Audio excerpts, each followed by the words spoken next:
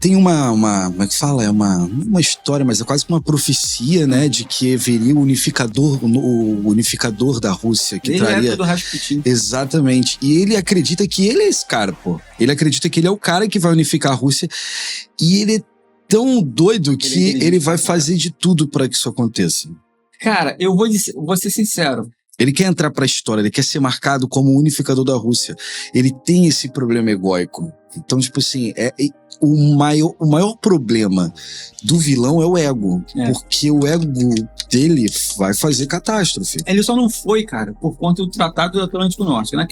Por quê? Não ainda. Os Estados Unidos acabou de mandar mísseis e falou, ó, pode tacar lá.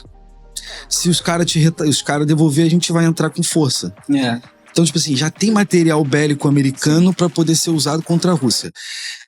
Os dois lados. Exatamente. A Rússia o Putin estava agora na China e acabou de sofrer uma baixa bacana militar e médica lá na Rússia. Sofreu ataque direto em Moscou, especificamente. Então, tipo assim... Na área petrolífera, principalmente, que é acho que a terceira maior exportadora de petróleo do mundo. Entendeu? Então, tipo assim, o cara vai, mano... Cara, tipo assim... Ele tem potencial. Penso que quando a OTAN, o Tratado Atlântico Norte, foi criado para justamente bater do Pacto de Varsóvia, bater de frente com o Pacto de Varsóvia.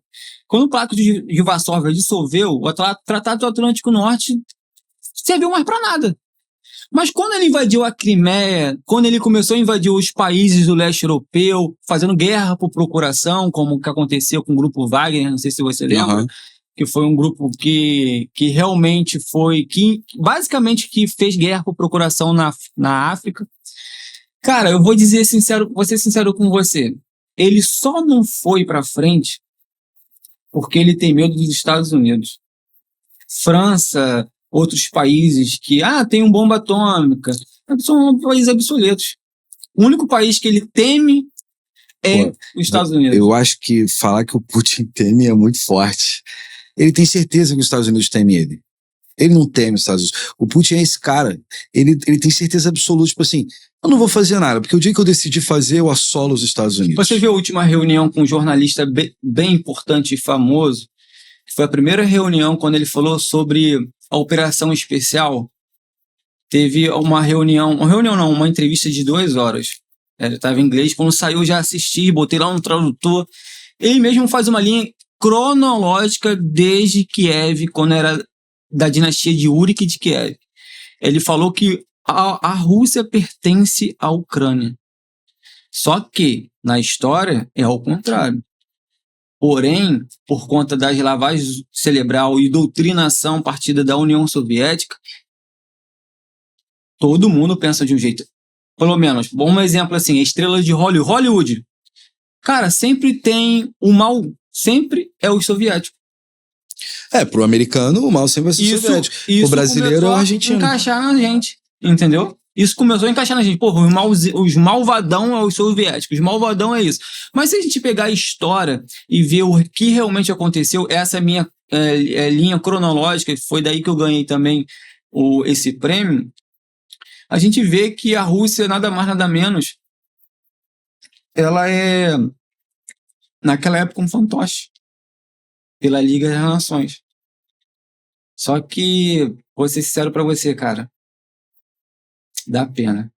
Porque o povo sofre, tem doutrinação, e os imperialistas, né, vamos dizer assim, eles sempre tentam investir na doutrinação digital, sempre culpando o outro, sem você ter a possibilidade de ver o outro lado da moeda. Você vendo, o Putin tá fazendo isso e aquilo assado.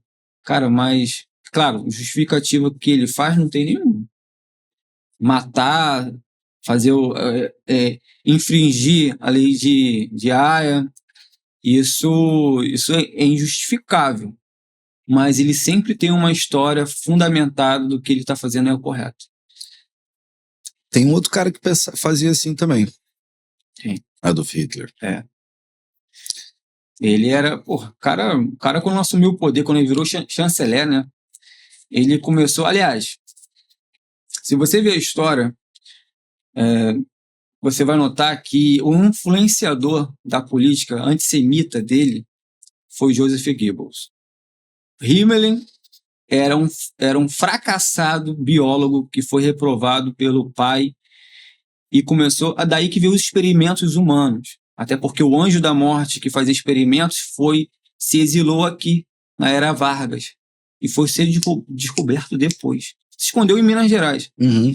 Mas o maior influenciador, né, da perseguição aos judeus, que a gente leva em consideração as noites de cristais, quando queimou as sinagogas, todo Sim. mundo ficou sofrendo, foi o Joseph Goebbels.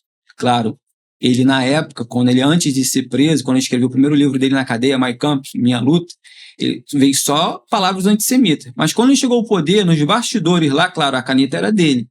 Quem fazia a perseguição, quem incentivava a população alemã a perseguir os judeus? Joseph Goebbels.